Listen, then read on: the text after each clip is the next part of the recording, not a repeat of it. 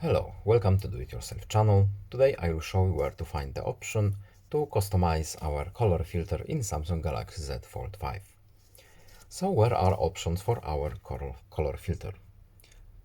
We have to go to settings, then we are looking for accessibility options here, and here we have visibility enhancements. In this menu, at the bottom is our, not exactly bottom, lower is our color filter. By default it's turned off, so we turn it on.